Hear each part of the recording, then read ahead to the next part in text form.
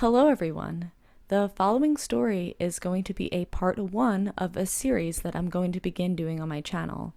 And the footage that is going to accompany this series is going to be live, actual footage of me exploring an abandoned insane asylum.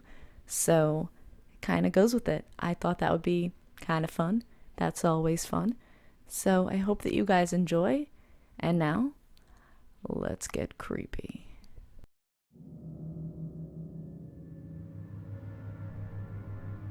I work in a mental hospital in Louisville, Kentucky, and my friend finally convinced me to post some of my experiences on here.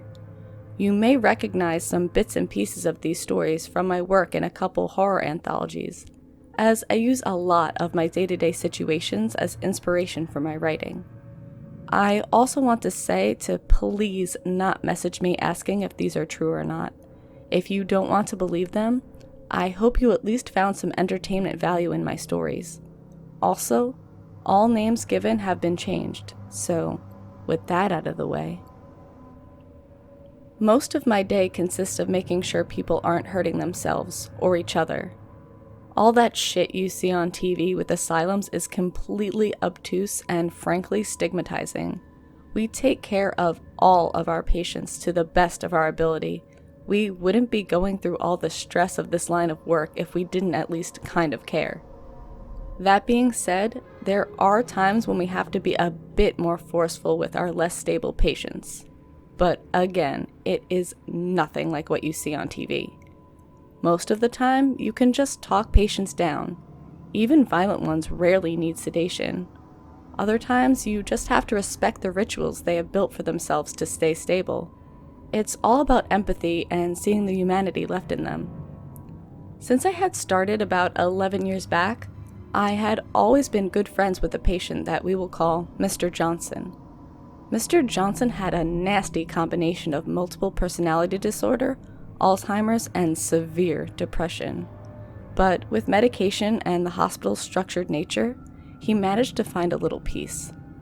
Since day one, Mr. Johnson would wait for me in the rec room and ask me to play checkers and proceed to wipe the goddamn floor with me. Here's this tiny, forgetful old man just busting my ass at checkers like he's some kind of checkers world champion. Turns out, he is. My boss got a big kick out of it because everyone else apparently knew this and were a little hesitant to go toe-to-toe with Mr. Johnson. Oh, and did I mention? Mr. Johnson forgot nigh everything from the day before when he woke up in the morning. This resulted in a checkers competition bracket that looked more like a Mobius strip with two contenders than anything else. Every day he would convince me to play, and every day he would squash me like a cockroach. Once he was done handing me my ass, he would just look at me with his big brown bloodhound eyes and say, "Hey, good job, sport." This went on for 2.5 years. Walk in, play checkers, lose. "Hey, good job, sport." Rinse and repeat.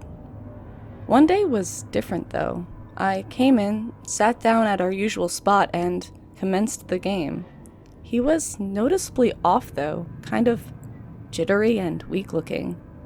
He said he felt alright, said he took all of his medication, said he ate breakfast. Check, check, and check. I'm kind of in this meditative zone after a while. The board kind of gets hypnotic when you play for so long. Before I even realize it, the board is empty save for one red piece. I had won. I had beat Mr. Johnson with only one piece to spare. I'm glad I was in a mental hospital because I about lost my mind. It was exhilarating, and I look up at his face with this big dumb smile. He just says, "Hey, good job, sport." Then he walks away to his room. My heart sinks down to my stomach when I see him go, and I feel like some cruel, sick son of a bitch. Honestly, I was kind of lost. I felt like I needed to apologize. I was too awkward about it though, and what was I supposed to say? "Yo, sorry for beating you at the one thing you were good at, Gramps. Sucks to suck?" I worked the rest of the day in a slump. I kind of hide around corners checking for Mr. Johnson because I'm scared to face him. It's almost time for me to leave, and I know I won't be able to sleep if I don't at least say something to him. I head to his room and peek in the door. There is blood everywhere, but not splatters, not huge puddles. There were squares of blood in a checkered pattern on the floor. In the middle of the room was Mr. Johnson, face first on the ground, his finger outstretched like he was tracing something. Beside the checkered pattern was a message written in this poor guy's own blood. The first bit was too messy to read, but I could make out the last word. Sport. I don't really feel like I need to go into any more detail about it, but I will say that I learned later on that he, in reality, had taken another patient's medication, which may have led him to do that to himself.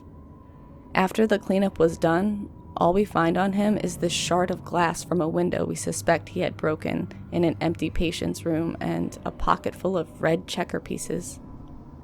I help the other employees clean up and scrub down everything, and I'm quick to wash away the sloppy sentence he had scribbled down with his finger. I shouldn't have done that. I realize that now.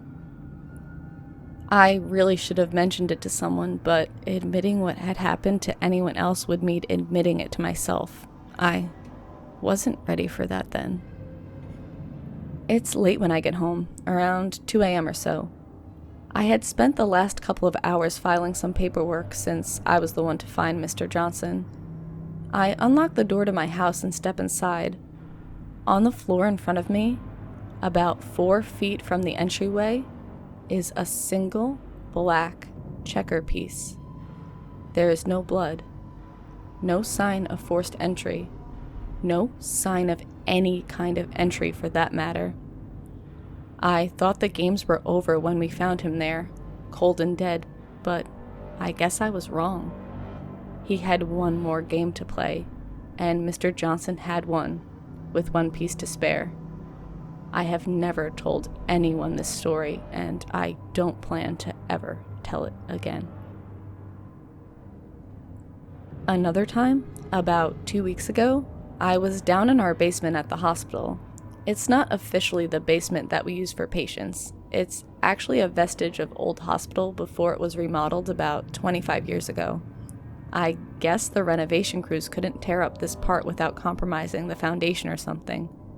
Currently, we use it as a glorified supply closet, but the rooms used to be used for solitary confinement up until people realized that was a fucked up thing to do to anyone, sane or not.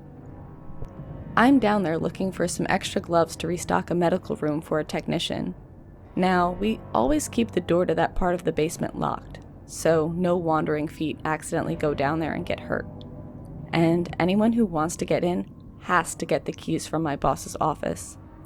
I get the ring of keys and pop open the lock to the basement. I actually always liked going into the dungeon, as some people referred to it.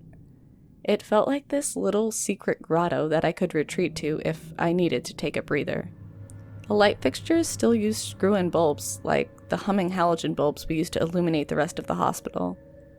So I'm heading down the tiled steps, getting into the sharp rhythm the clicks of my heels make as they echo deeper into the dungeon. The sound always reminds me of those cheap clacker toys with the 2 balls at the end of a piece of a cord, and you can pull it up and down to make the balls clank together. It's a weird kind of nostalgia, I'll admit, but I'm a sap. I'm taking my time getting to the bottom of the stairs and whistling a little melody I have had stuck in my head forever. Anyway, I get to the bottom and make a left into the first of 4 cells, where we have built some uneven shelves to hold things like toiletries and cleaning products. Each of the doors still had their original locking mechanisms on them, complete with the iconic keyhole shape cut right into them on the outside.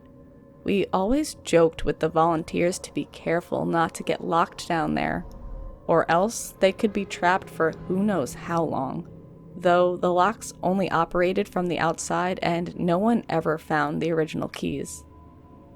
We don't make those jokes anymore. I am filling up a milk crate with boxes of latex gloves and some hand sanitizer when I hear something come from outside the cell. It sounds something like sandpaper scratching against stone or those plastic eggs filled with rice that preschoolers shake. It's just this abrasive scraping sound is what I'm trying to say. I pop my head outside and ask if anyone is there. There isn't, but now that I'm outside, I can hear it coming from the cell across from the one I had just been in.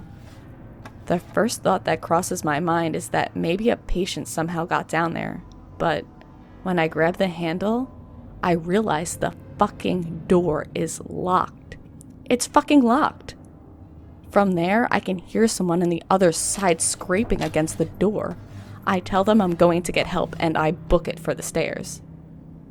I'm about halfway up when I hear a pop.